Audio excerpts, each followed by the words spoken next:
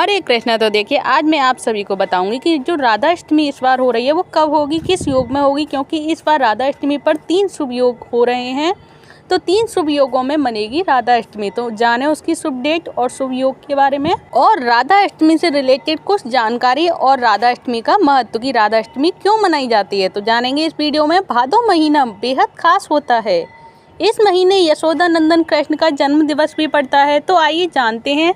उनकी अति प्रिय राधा रानी की जयंती भी आती है इस महीने में, जिसे राधा अष्टमी व्रत के नाम से जानते हैं। और विशेष बात तो यह है कि इस साल राधा अष्टमी व्रत 3 शुभ योगों में मनाई जाएगी। तो आइए जानते हैं राधा अष्टमी की व्रत, डेट, योग और महत्व के बारे में।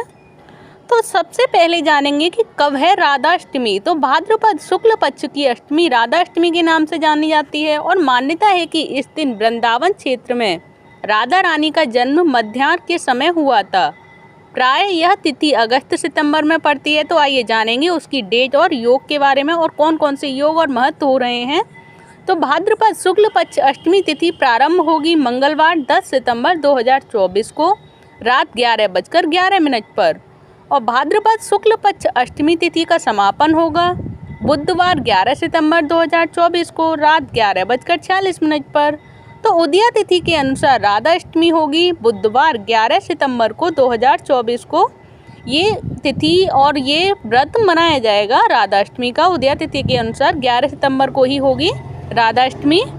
और अब जानेंगे राधा अष्टमी का पूजा मुहूर्त क्या होगा, उसका शुभ समय। तो पूजा का समय रहेगा 11:03 बजे से दोपहर 1:32 तक इसका समय रहेगा पूजा का। इस समय पे राधा अष्टमी की पूजा करेंगे, जिसकी अवधि रहेगी 2 घंटे 29 मिनट।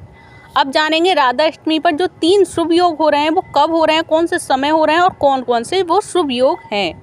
तो सबसे पहला योग है प्रीति योग, जो कि रात को 11:55 पर होगा।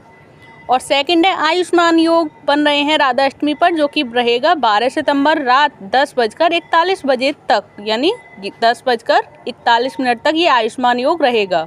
और अब जानेंगे तीसरा योग जो शुभ योग बन रहा है राधा अष्टमी पर, वो है रवि योग, जो कि 11 सितंबर को रात 9:22 से 12 सितंबर सुबह 6:05 तक रहेगा। ये है रवि योग। क्योंकि जो 3 शुभ योग हो रहे हैं वह यही हैं, प्रीति योग, आयुष्मान योग और रवि योग। इन तीनों का योग मिल रहा है राधा अष्टमी पर, तो इसीलिए ये राधा अष्टमी और भी ज़्यादा शुभ और योगफुल और महत्वपूर्ण मानी जा रही है इस बार। और इसीलिए मैं आप सभी से भी यही कहूँगी कि इस राधा अष्टमी को मिस ना करें और इन शुभ योगों का फ़ायदा उठाएं, और इस राधा अष्टमी पर सभी व्रत रहें। अब जानेंगे राधा अष्टमी का महत्व कि राधा अष्टमी का महत्व क्या है। तो राधा अष्टमी प्राय महिलाएं रखती हैं, कुछ लोग ही आदमी लोग रखते हैं। इस दिन व्रत रखने और राधा रानी की सच्चे मन से पूजा करने से दाम्पत्य जीवन में खुशहाली आती है और पति पत्नी के रिश्ते में भी मजबूती आती है। मान्यता है कि इस दिन शुभ मुहूर्त में पूजा अर्चना करने से दुगना फल प्राप्त होगा, और इस बार तो और दुगना फल प्राप्त होगा क्योंकि इतने अच्छे और शुभ मुहूर्त मिल रहे हैं राधा अष्टमी पर। तो आज की ये जानकारी आप सभी को कैसी लगी, प्लीज़ मुझे कमेंट बॉक्स में बताइएगा, जिसमें मैंने आप सभी को क्लियर सब कुछ कर दिया है। राधा अष्टमी पर जो शुभ योग हो रहे हैं और राधा अष्टमी का महत्व क्या होता है, और राधा अष्टमी इस बार कौन सी डेट को और शुभ मुहूर्त में कब मनाई जाएगी।